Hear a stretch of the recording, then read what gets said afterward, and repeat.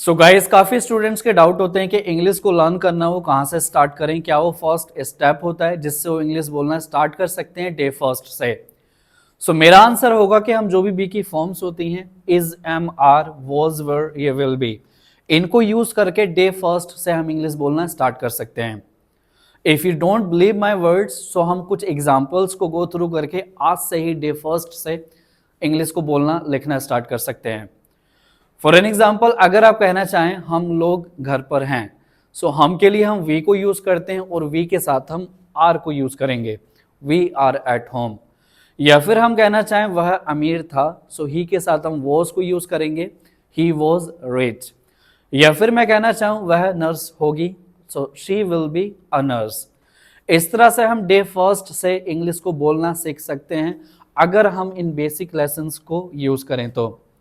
Because जो भी learn करते हैं इंग्लिश को वो स्टार्टिंग से स्क्रैच से लर्न करते हैं। बेसिक्स अगर आपके स्ट्रॉन्ग होंगे सो ऑटोमेटिकली आपके अंदर एक सेल्फ कॉन्फिडेंस आएगा। उसके बाद आप एडवांस लेसन्स, चाहे वो टेंसेज हैं, कंजंक्शंस हैं, पार्ट्स ऑफ स्पीच हैं या अदर कंडीशनल सेंटेंसेज हैं, आप बाखूबी उनको बोल लिख सकते हैं। सो डे फर्स्ट है आज हमारा इंग्लिश चैलेंज है, इसमें हम स्पोकन की प्रैक्टिस करेंगे बी की फॉर्म्स को यूज करके। आज डिटेल में जानेंगे किस तरह से हम डे फर्स्ट से इंग्लिश को बोलना स्टार्ट कर सकते हैं बी की फॉर्म्स को यूज करके। सो इस वीडियो को थोड़ा सा भी स्किप ना करें, एंड तक जरूर वॉच करें। आप जरूर सीखेंगे किस तरह से इंग्लिश को बोला जाता है और बीच बीच में मैं आपको टिप्स भी दूंगा कि अपने स्पोकन को इम्प्रूव करने के लिए आपको क्या करना चाहिए और किस तरह से आप प्रोनाउंसिएशन को इम्प्रूव कर सकते हैं। सो चलिए स्टार्ट करते हैं without wasting your precious time.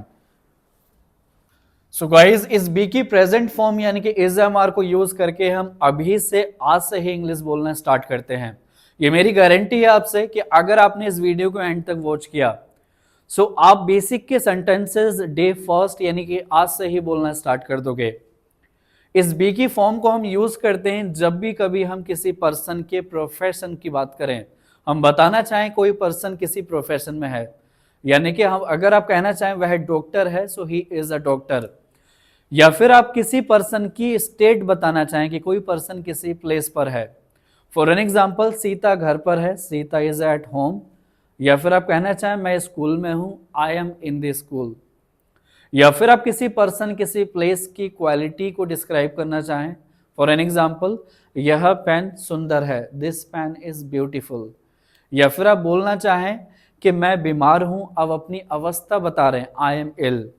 सो इस इज, एम, आर के लेसन को हम यूज करते हैं टू डिस्क्राइब समवन और समथिंग इन प्रेजेंट, यानी कि जब भी हिंदी के वाक्य के अंत में हूँ आए, है आए या हो आए, सो हम इस इज, एम, आर के लेसन को यूज करके फटाफट इंग्लिश बोल सकते हैं।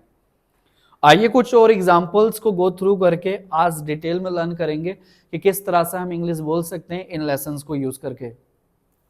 Very first one is, Rajesh दुकानदार है। राजेश एक नाम है किसी पर्सन का। जब भी हम किसी सिंगुलर सब्जेक्ट को यूज करेंगे, चाहे वो ही हो, चाहे शी हो, चाहे इट हो या किसी का नेम हो, सो हम इज को यूज करेंगे।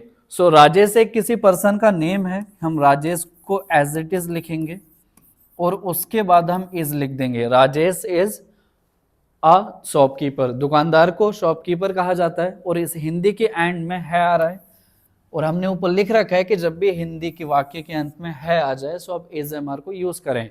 सो Rajesh is a shopkeeper. And the next sentence is, वह मोची है। सो वह को हम ही लिखेंगे, ही के साथ इज आएगा। अब मोची को अगर आप नहीं जानते इंग्लिश में क्या कहा जाता है, सो तुरंत आप अपना फोन ओपन करिए, गूगल में सर्च करिए मोची को इंग्लिश में क्या कहा जाता है। और जो भी आपको अगर वर्ड्स नहीं आते हैं कि किस वर्ड को हम क्या बोलते हैं, सो आप डिक्शनरी आप एक यूज कर सकते हैं या फिर हमारे पास इतना बड़ा प्लेटफॉर्म गूगल का है, आप गूगल को यूज कर सकते हैं। सो आइए सेंटेंस को कंप्लीट करते हैं। वह मोची है, ही इज अ कोबलर। मोची को इंग्लिश में कोबलर कहा जाता है। And the third sentence is, आप एक हलवाई हैं। आपको हम इंग्लिश में यू बोलते हैं और यू के साथ आर यूज करें, और हलवाई को हम इंग्लिश में कन्फेक्शनर बोलते हैं, यू आर ए कन्फेक्शनर। आप सिर्फ इंग्लिश बोलना ही नहीं सीख रहे हैं, साथ के साथ आप वर्ड मीनिंग को भी लर्न कर रहे हैं। इस वीडियो के थ्रू हमने जाना कि मोची को हम इंग्लिश में कॉबलर बोलते हैं, दुकानदार को हम इंग्लिश में शॉपकीपर बोलते हैं, एंड हलवाई को हम इंग्लिश में कन्फेक्शनर बोलते हैं। सो आप अपनी नोटबुक में इन वर्ड्स को भी नोट कर सकते हैं, ताकि इन फ्यूचर अगर आपको कहीं बोलना पड़े कि यहाँ भैया हलवाई कहाँ है, सो आप कन्फेक्शनर भी यूज़ कर सकते हैं, या मोची की जगह आप कॉबलर भी बोल सकते हैं, या दुकानदार की जगह आप शॉपकीपर भी बोल सकते हैं। सो इस तरह से आप इस इज़-एम-आर के लेसन को यूज़ करके उन बेसिक सेंटेंसेस को डे फर्स्ट में ही बोल सकते हैं। आइए अब कुछ और सेंटेंसेस को गो थ्रू करते हैं। हमने यहाँ लिखा विवेक विवेकशील है। विवेक क्या है? विवेकशील है। सो हम उसके पास जो क्वालिटी है उसकी बात कर रहे हैं। विवेकशील को हम इंग्लिश में बोलते हैं वाइज, यानी कि बुद्धिमान है। सो विवेक इज, हम इसको रब कर देते हैं, विवेक को विवेक लिखेंगे यहाँ, विवेक इज वाइज। सो आपने एक और नया वर्ड लर्न कर लिया। विवेकशील का मतलब होता है वाइज, यानी कि बुद्धिमान, वो समझदार है, यानी कि प्रूडेंट भी बोल सकते हैं आप इसको। एक और वर्ड ऐड ऑन करो अपनी डिक्शनरी में, प्रूडेंट भी कहा जाता है। जो समझदार होते हैं, वाइज होते हैं, उनको हम प्रूडेंट भी बोलते हैं। सो आप प्रूडेंट नोट करें अपनी नोटबुक में। And the last sentence is मैं आपका शुभ चिंतक हूं। सो मैं आपका शुभ चिंतक हूं, हम इसको इंग्लिश में क्या बोलेंगे, ये भी लर्न करें आप। इसको यहां से रब कर देते हैं। मैं को इंग्लिश में आई बोलते हैं, और आई के साथ हम एम यूज करेंगे, और शुभ चिंतक को हम इंग्लिश में बोलते हैं वेल विशर। मैं आपका वेल विशर हूं। आप किसी को इस बात को बोल सकते हो कि भैया मेरे सामने ऐसी बातें ना करें, मैं आपका बुरा नहीं चाहता हूं, मैं आपका वेल विशर हूं। I am your well wisher. So इस तरह से इस इज़-एम-आर को लेसन को यूज करके आप सेंटेंसेस को बाखूबी बोलिए लिख सकते हैं। और आपका ये टास्क है गाइज, आपको सेंटेंसेस इज़-एम-आर से यूज करके कमेंट बॉक्स में कमेंट करें।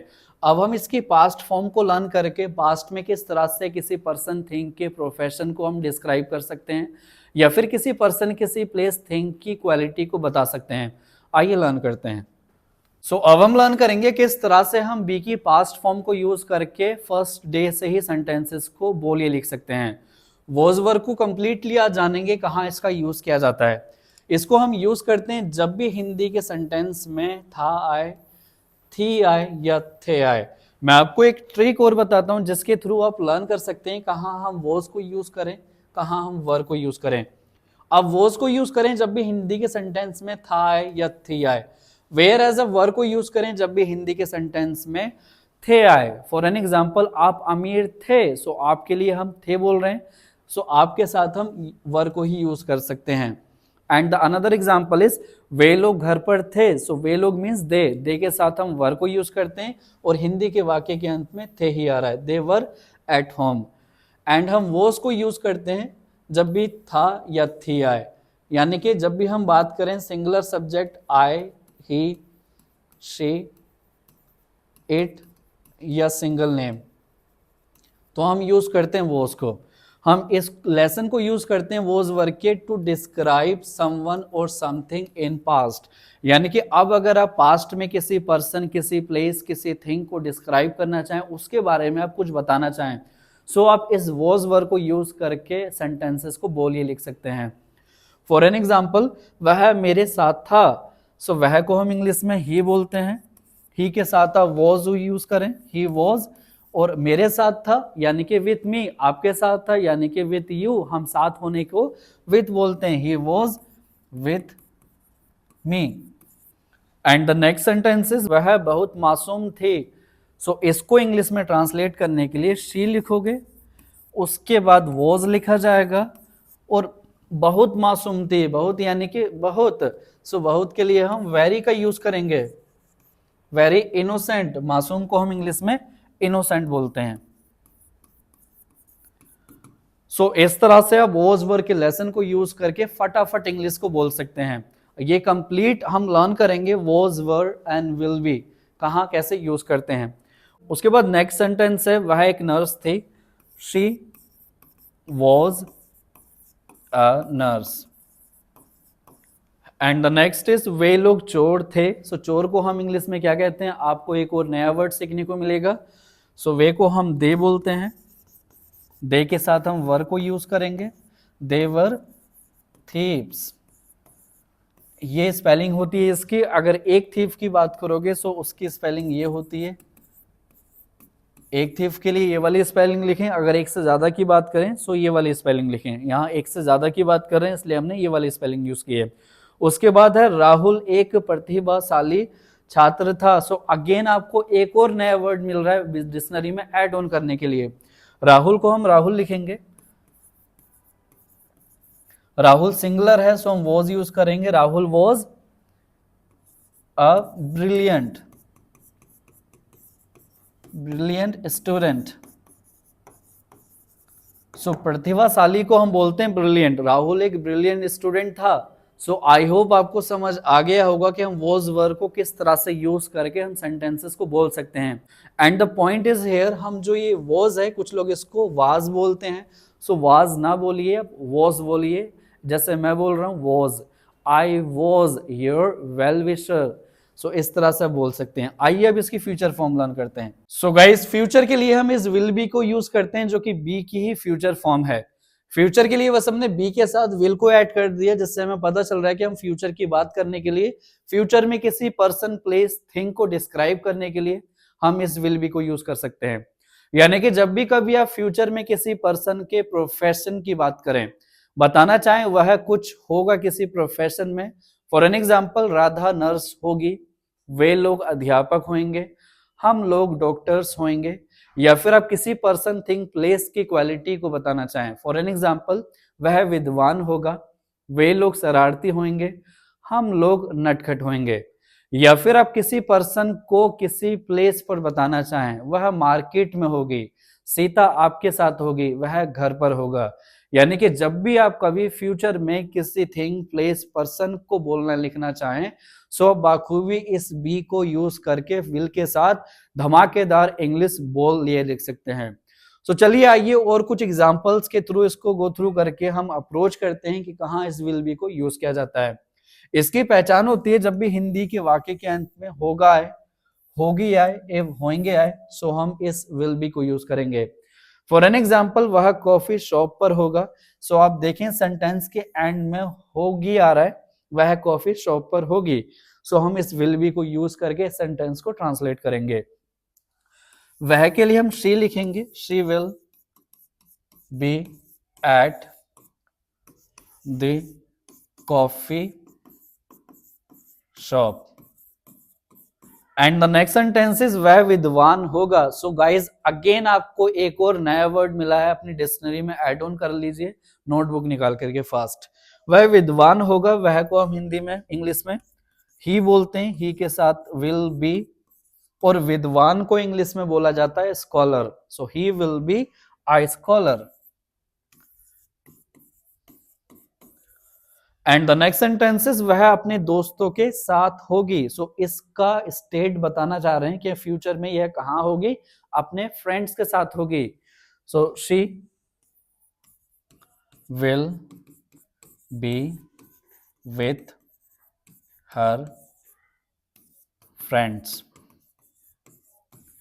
And the last but not least मैं पार्किंग स्थल पर रहूंगा, I will be at the parking lot. So I hope guys आपको समझ आ गया होगा किस तरह से हम बी की फॉर्म्स को यूज करके डे फर्स्ट से ही सेंटेंसेस को बोलिए लिख सकते हैं।